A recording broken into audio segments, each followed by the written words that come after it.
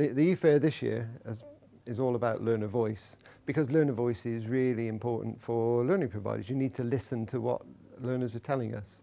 So what we've had at the e-fair is a whole section focused on learner voice itself, with lots of examples of how you capture the learner voice using different sorts of technology, from blogging through video, chance for people to explore what others are doing, and then try stuff out for themselves. And that's been a really good area for people to just spend some time in and think, well, I could be doing that.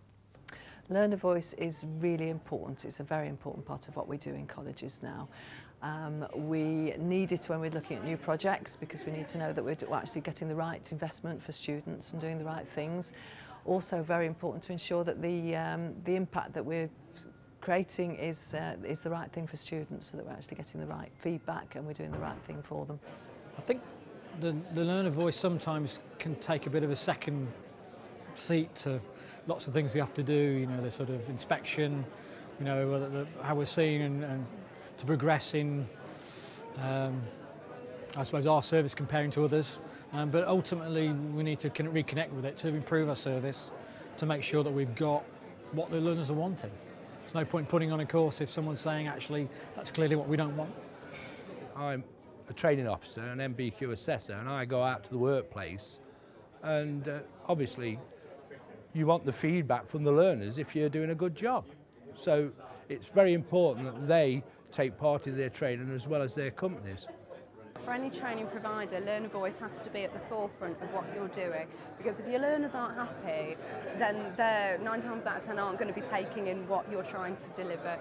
They may not be engaged, they may not stay on the programme. We have actually been doing this a long time, haven't we, with the learner voice. We should be getting their feedback. That's really what it's ultimately about. But it's just almost, it's become the new thing, hasn't it?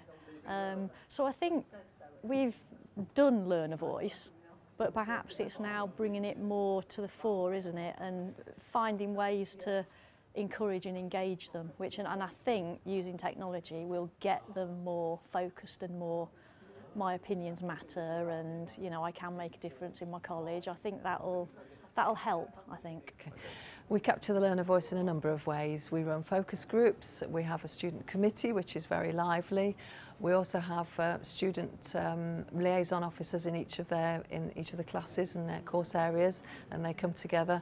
In my area, in the Learning Resources Service, we have regular meetings with students to ensure that we've got feedback from them, not only about the service that we're running and we're running it in the right way, but also new projects. For example, we've got a new redevelopment plan this year, so we've got feedback on all stages of that to make sure that we're actually doing the right thing for them. Capturing learner voices in our organisation can be a bit disparate. The reason for that is we're geographically spread, and we might not have a large concentration like you might do in a college. We may have lots of little pockets of people around. We're starting to capture that, particularly through feedback through Moodle, and starting to recognise that we use stuff through VLE. It's an informal way that learners later on can feedback. It's a bit, you know, anonymous. We don't need to know who it is, but we obviously want feedback to improve and continue that cycle. We had recently a learner conference happen where they had a place where we did a special IT one, and then we asked them feedback. We do forms, survey forms as well. We've given them various equipment to try out and stuff and give us feedback. And then we just take it, analyze them, and then say, okay, yeah, this is what they're complaining about, or this is where we need to improve, or this is where they need educating, you know, stuff they say. We've done some blogging on our VLE, the Learn Zone. We've got teachers trying out blogging at the moment, so that'll be something that we shall be taking forward again. This year we're going to be looking more at the sort of Moodle aspect of it, I think, as one route. But obviously we need to also engage, as we've seen from the Keynote today, and other things, social networking, you know, the Twitter, the MSN, the Facebooks. If we can look at the legal aspect of that, I'm sure we can be using it. For so long we have done it paper-based, and it is this idea of often the tutor can go in and say, make sure you tick that box and you tick that box, and really it isn't their opinion, it's just what the tutor's telling them to write.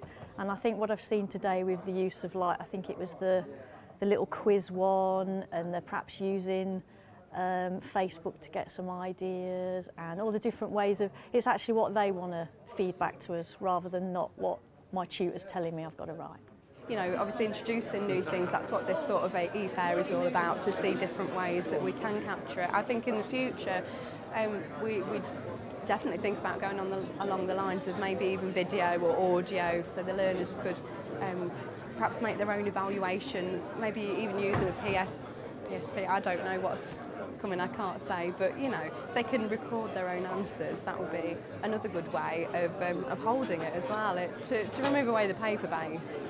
Not completely, but definitely, you know, in part, is what we aim to do really, to get rid of paper. I think we've used video this year in our student conferences and stuff, so I think that next year we might have probably use podcasting and use the new IT kit that's available now. I think seeing some of the Keynote stuff has made us think about getting the stuff out of the cupboard and recognising what we can do with it best, and not just having it sitting in there if it doesn't do the job for us. We need to think about different ways of using it. You know, I've got lots of kit. What's the best way to use it? That's what's you know, today's giving us hopefully.